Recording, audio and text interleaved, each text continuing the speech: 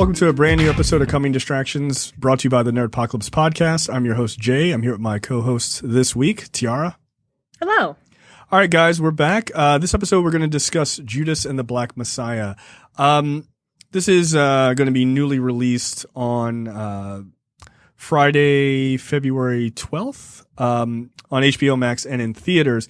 This was directed and produced by Shaka King, from a screenplay by Shaka King and Will Burson, and the story by both of them and Kenny and Keith Lucas, the comedians, which is wild to know. Yeah.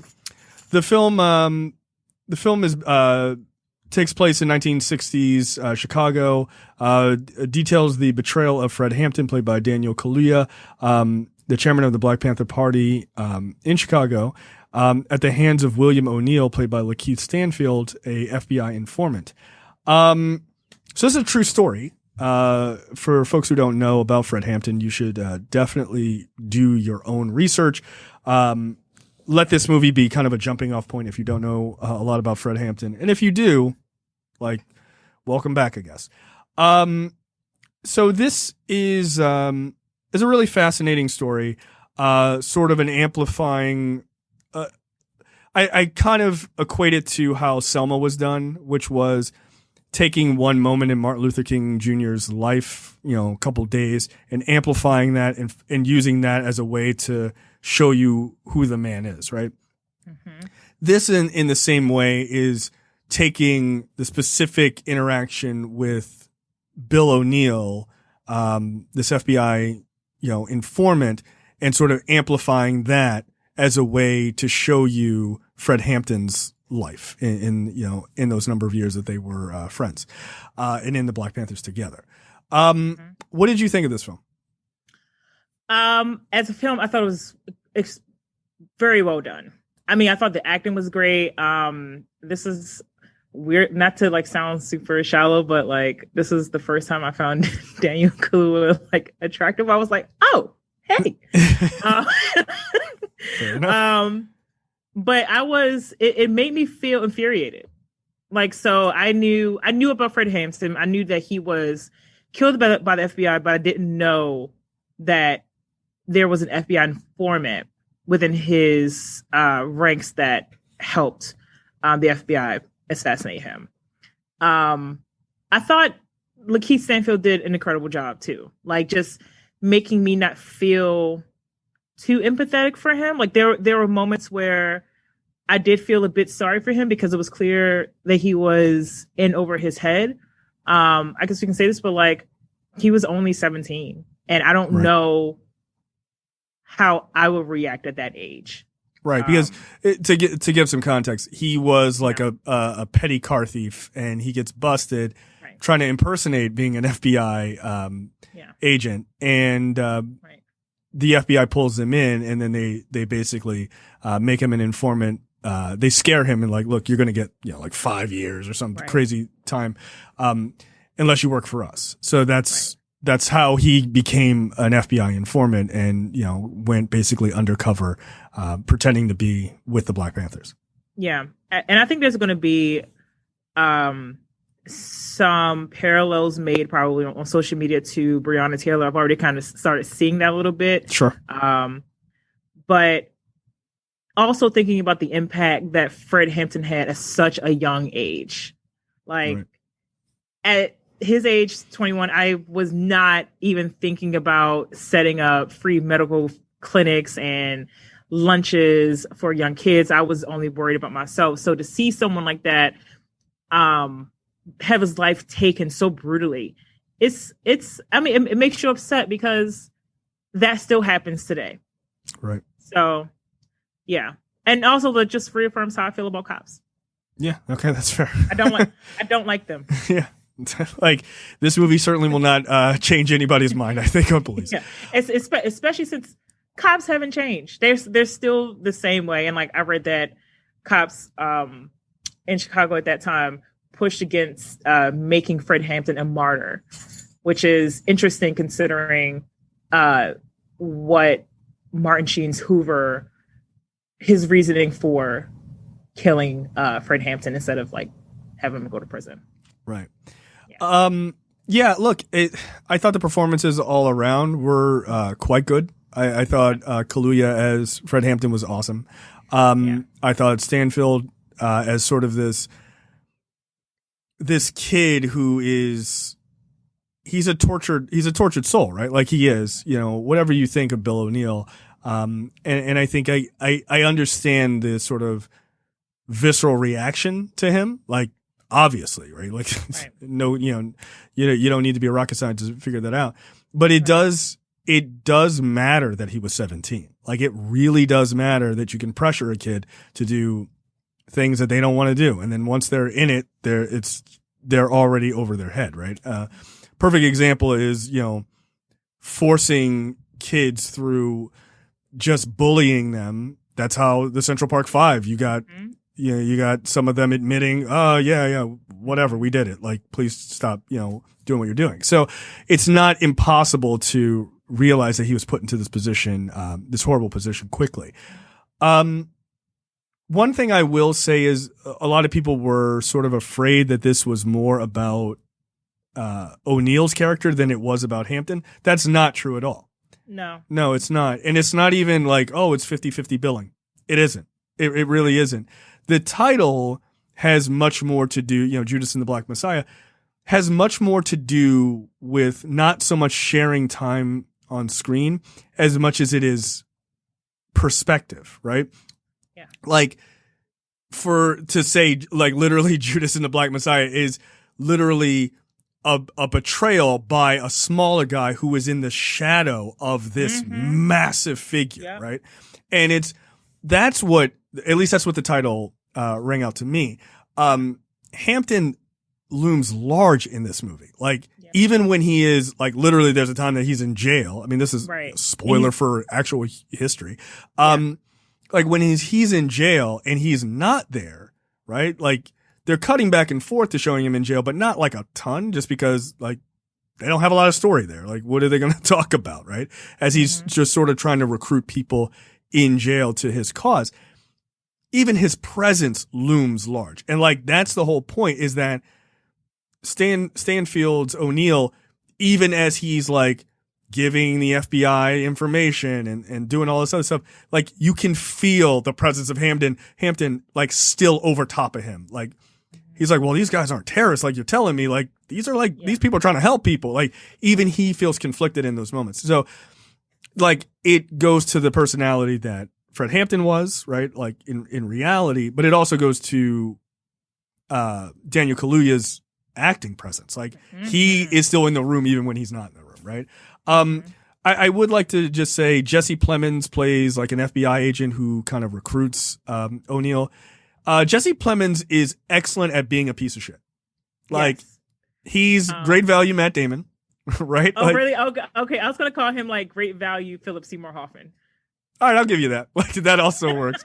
But he's always good as like kind of playing a piece of shit, like he did in Breaking Bad and stuff like that. Like, yeah, he's good at it. Like he's very good at in this.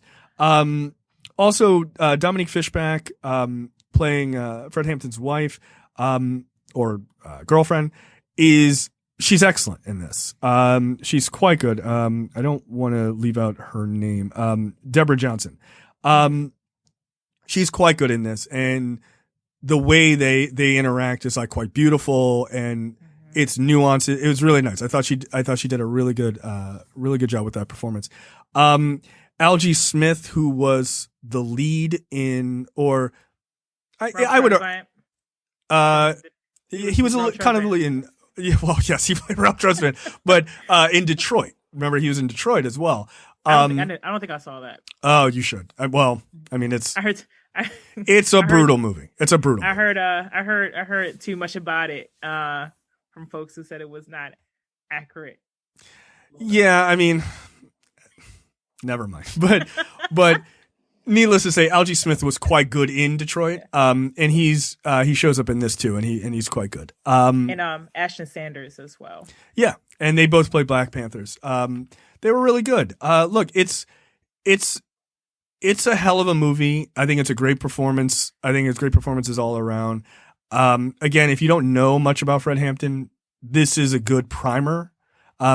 they do pull a number of moments from like some of his more famous speeches, which is kind of dope. Like seeing him, like, because you got to remember he's 21, right? Like we forget because it's just Daniel Kaluuya, like he's clearly older than 21, but Hampton was 21 years old, and he's like literally like listening to recordings of Malcolm X, like and memorizing them, and like getting into like this idea of being this orator like for his people, right? And it's awesome. Like there's moments where they deal with like the Black Panthers and the Crowns, which was like a sort of another activist / kind of a gang in Chicago at the time.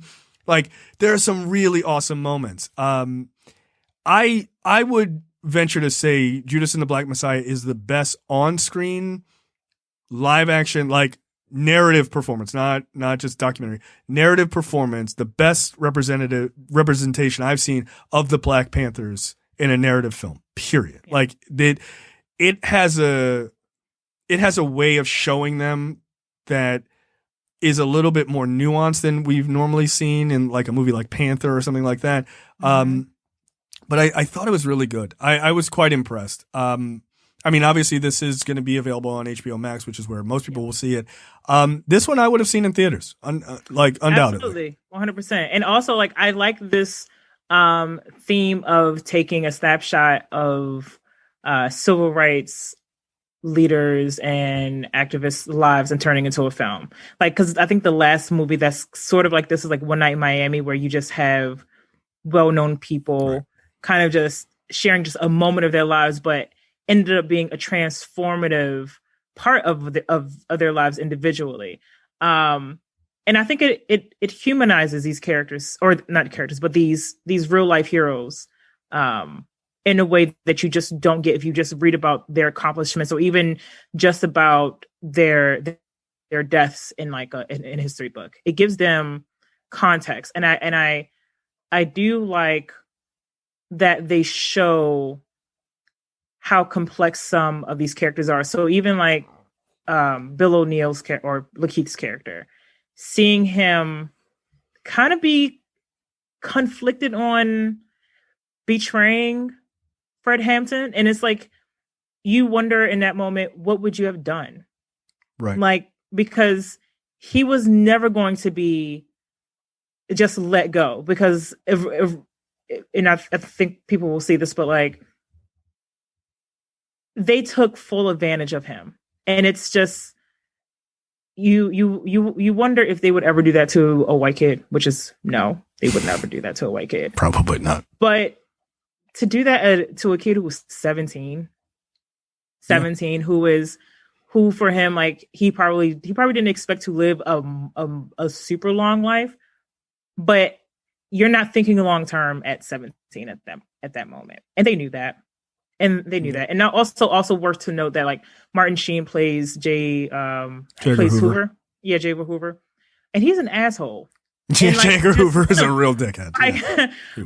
But like just some of the ways that they determined that they were going to take his life it's so chilling. And like seeing the other agents kind of smile and take pride in the other activists that they've been able to catch, like Bobby Seale, and just take pride in making sure that Black people don't do well for themselves. Right. Like, and it doesn't really matter. Like, it doesn't matter what your political leanings are, whether if you believe in like socialism, but they were trying to help people truly help their own in a way that we're still not getting today. And to see, once again, white people just say, no, you are a threat. You are the biggest threat to our national security. Yeah. And then compare the Black Panthers to the Klan, which is, you know, people have heard, but to see that they truly both sides this into killing a 21-year-old young man. I mean, one of the wildest parts of this movie. And again, none of it's spoilers because it's like this happened, right? It's all reality. Right. One of the things that I think is really powerful that I'm glad the movie focused on, and I think you couldn't tell this story properly if you didn't, is this kid, and he was a kid, right? Yeah. He was fearless. He was absolutely fearless. Like confronting these like gang leader. He's just like, he doesn't ever like take his eye off of this guy. He like stares him right in the face. And this guy is physically so much bigger than him, right? That moment is pretty powerful. And you have that, but you also have something that I think is incredibly important that I think people, I can always tell when people don't know who Fred Hampton is when they talk about the Black Panthers, because they're like, oh, they're a racist organization. And it's like, yo, in the movie, they deal with the fact that he went to Latin folks and was like, look, we need to come together. Yeah. And he also went to what they describe as themselves as the rednecks of Chicago. And they were like, we need to come together, because they knew that fascism was the problem, right? You had like the FBI with J. Edgar Hoover and everything else. Like they were trying to ignite a movement of poor people, of marginalized people of all color, right? Like if you look at the posters or that one image where he's sort of standing there with the microphone, which is the image we'll use on this episode, it's not panned out just because it's a small image, but to his left is a Latin dude. To his right is a white guy in a cowboy hat. Yep. Those guys were all from different factions, but they knew that the police were treating all of them wrong, and they knew that they were getting shit education, and the system was treating them equally terrible because they were all poor people. And his whole thing, he was from the best part of the best wing of that part of the Black Panther Party was he was igniting a movement across everyone, and it is incredibly important to understand the history of that organization, because wherever it started, Fred Hampton was where it was going, and that is why they killed him. And to use another black person as the catalyst for his death is one of the most heartbreaking things, and it is, it's just truly evil, right? And spoiler alert: Bill O'Neill committed suicide right after giving an interview about his involvement. Apparently, he was racked with guilt for the rest of his life. I mean, how could you not be? Right. I had another thought, but okay. I wanted to ask you what you thought about Daniel Kaluuya's performance, if this is what you expected, because there was some, controversy about him playing Fred Hampton, especially as a Brit. Mm-hmm. No, I never care about that because it's acting. Yeah. I don't care. Like, I wouldn't be cool if it was a white dude playing Fred Hampton. Like, that'd be weird. Right. But no, black Brits go through, have dealt with racism and bigotry, just like we have. Now, is it exactly a one? X. Right. You should. Where they talk about the British Black Panthers there. Right. There were Black Panthers in Britain, right? Like, so it's not that crazy. Also, here's the thing. Daniel Kaluuya is a fucking amazing actor. Like, he is. So, look, could it have gone to a Black American actor? And would I have been upset about that? No, of course not. No. Going to Daniel Kaluuya, who I know is going to put in a great performance? No, not upset about that either. And he knew. He talked about that in his interviews. He was like, this is something that should be discussed. And I think, it's a point of discussion. Yeah, sure. But he spent 8 hours with Fred Hampton Jr., who consulted on this film. So, and he spent 8 hours like talking about Fred Hampton's family and like how he would portray him and everything. And that really went into his performance. And I think that's noticeable. Yeah. I think he threw his all into this. Look, I mean, I think Kaluuya, he's got a hell of a career ahead of him. I truly do. I mean, it's already pretty impressive. I know everybody has pretty much woken up and realized like LaKeith Stansfield is quite good. Like, he's such he's such a goofball nerd. He's like really an anime and stuff like that, but he's also like this amazing actor.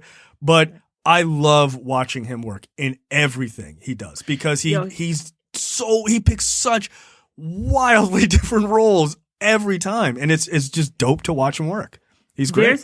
There's a scene in this movie where he is following through on the FBI's plan to assassinate him, and it was so heartbreaking because you know what's coming, and there's like this, not exactly a celebration, but like, just an appreciation for Fred Hampton at that point, because I think he was about to go back to jail or something.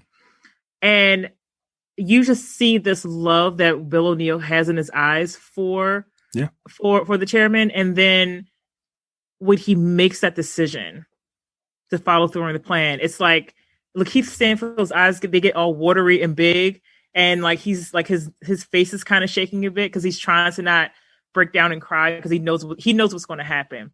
Right. And at that moment, I was like, I don't know if I hate LaKeith Stanfield in real life now, especially since he looks like Bill O'Neill. He looks just like him. But no, he was phenomenal too. Both of them put him really good, really just excellent performances. I think people will like it, but I'm interested in seeing some of the reactions from people who are from Chicago and have probably grown up hearing about Fred Hampton for most of their lives. Yeah. But I highly recommend it. I truly do. I think I think they knocked it out of the park. And look, shout out to Shaka King, man. Like, he directed Newlyweds. We reviewed that like years and years and years ago. It's like this. I loved it. The other two guys never smoked weed, so they had no perspective. But I loved it as like this lovely romantic comedy about weed. And I thought he nailed it. And like, he was the guy who introduced the world to Coleman Domingo as well, right? Like, this guy's got he's got a real eye for talent. So yeah, I love seeing the progression from Newlyweds to this. This is amazing. Like, it's absolutely amazing. So I look forward to seeing what he does next. But yeah, Judas and the Black Messiah, we'll leave it there. Highly recommend it. Check it out Friday on HBO Max, and we will see you guys next time.